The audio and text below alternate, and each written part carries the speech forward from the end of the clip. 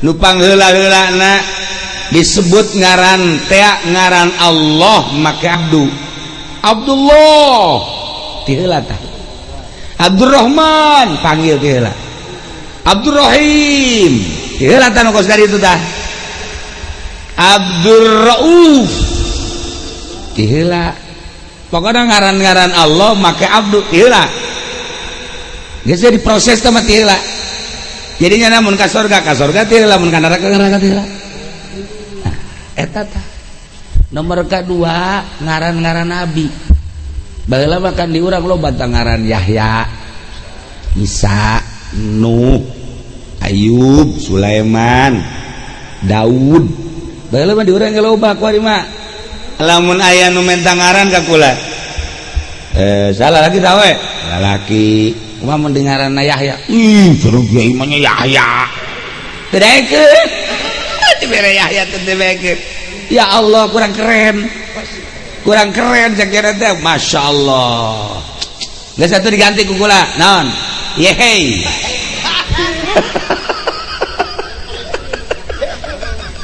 di Inggris kan jadi yehey daekeun baheula makan tetangga abah ngaranna Ayub nah eta anak Ki Arsad ngaranna Isa tuh kan ngaran-ngaran nabi baheula mah Daud Sulaiman loba kuari mah embung di mana Sulaiman mah nya ngaran anak sia embung dia aya embung sia saya nu bagus bae cenah ke Solomon atuh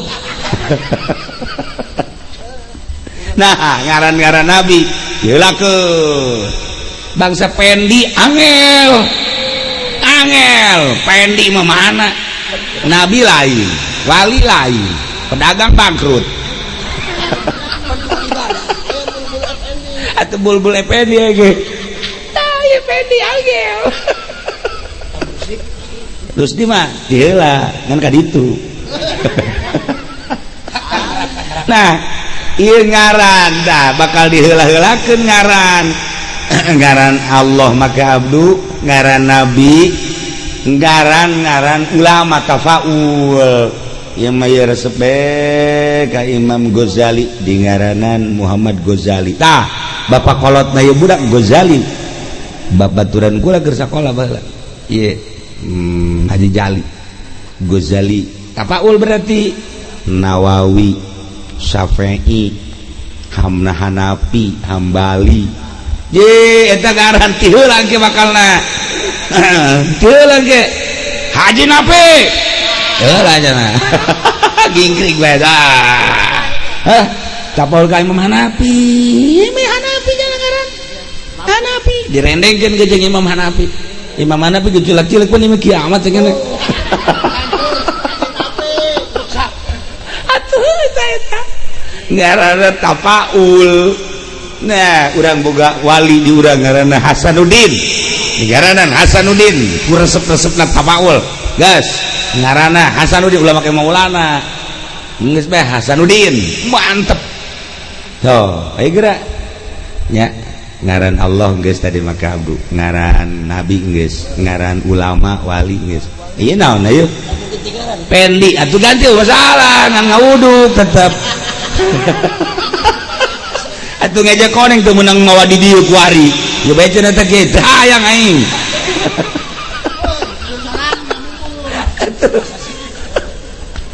aduh aya ganti jangan Masya Allah tuh iya ngaran teh dipanggil ti heula nah nu bagus umat Kangjeng Nabi urang mah pakaianlah Ahmad atau Muhammad nah ieu salamet ke di akhirat ngaran Muhammad diawali ku Ahmad bisa aja ibadah aduh ku agungna Kangjeng Nabi urang dimimitian ku Ahmad malaikat ge ieu bae malaikat ge ai amal jore ngaran bagus gitu aing bingung jeung malaikat teh ari teu dikanarakakeun amal jore ai dikanarakakeun aya ngaranna nih menghargai ka Kangjeng Nabi Masya Allah Tapi kan bingungnya lagi malaikat kumahakeun cek ngana ieu amal goreng tapi ngaran aya Ahmadan bejakan ka Kangjeng Nabi Muhammad iya bener iya umat anjeun ieu mana coba benar cek kana cirina ieu make Ahmad cek kana tapi tilok salat Kangjeng Nabi urusan salat mah teman gampang teman bukan mah adil loh. Iya, itu adil kumaha menghargai ka Kangjeng Nabi. Nah, ngan disumputkeun ku malaikat tadi balangkeun ka neraka. Sakitu tapi aya Ahmadan mah tetep diteangan deui kan ku Kangjeng Nabi. Teangan ku Kangjeng Nabi terus di neraka. Iya, aya keneh bae umat aing cek nya, hei sia saya, Pendi. Mana geus kos kiamat sih. Geus leteng kieu cek nya teh jadi arang sia ieu. Boga dosa naon itu ngridit emang ngaran teu make Ahmad cek Kangjeng Nabi dihapus ku emak lewat deket tendenan Ahmad tendenan Muhammad Masya Allah Karim lain letik-letik eta manfaat jaga di akhirat lantaran ia menghargai ka Kangjeng Nabi urang Kangjeng Nabi Muhammad sallallahu alaihi wasallam tah acara tadi tah Ahmad Muhtadi Jailani malaikat ge kaget ieu Jailani di mana ceuk ieu Jailani Jailani mah cek malaikat teh jae ge di negara Iran ieu mah kok kawaron Jailani kudu nama kan Ahmad Muhtadi Al-Kawaroni Jailani nah ya Jailani ya pan pasti ku cinta-cinta na ka Tuhan Syekh maka dibuang tuh eta ge jeung orok ieu jeung sia kumaha sih tuh eta aya jadi darat tuh kan mantep Masya Allah Karim nah iyalah orang Amerika, orang Barat nyaritakeun apalah artinya sebuah nama. Tetapi orang Islam justru Kangjeng Nabi ge wasammihi idza wada'tihi Muhammadan sallallahu alaihi wasallam. Wasammihi ngaranan ku anjeun wahai Aminah. Idza wada'tihi di mana anjeun ngalahirkeun ka ieu orok ngaranan Muhammadan nu bantak dengaran Muhammad satu madu Uqbah bakal di alam ngaran-ngaran Muhammad teh wakasan-wakasana segala rupana terpuji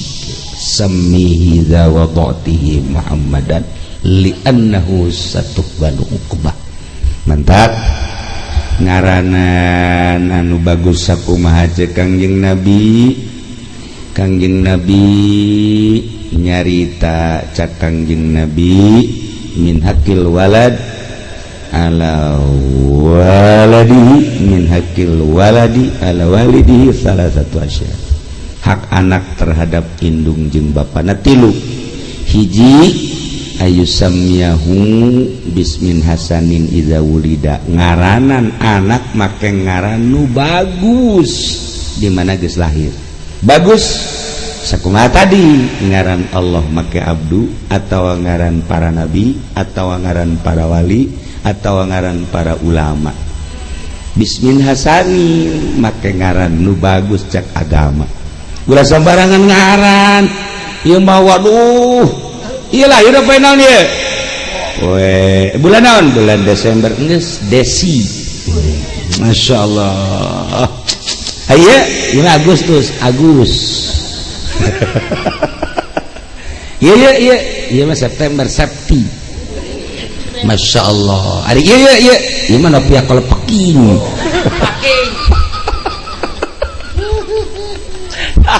ya garanti itu para rugu urang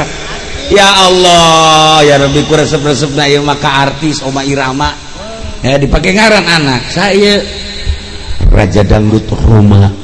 ambo prak sorana jore mending mun bagus jore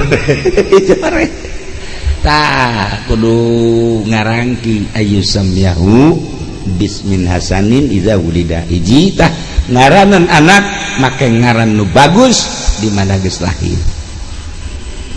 Malah lamun lahirna poe Minggu kudu aya alifah nu bagus mah. Lamun poe Senin kudu aya nun.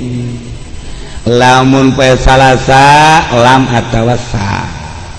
Lamun Rebo kudu aya roan atawa ain.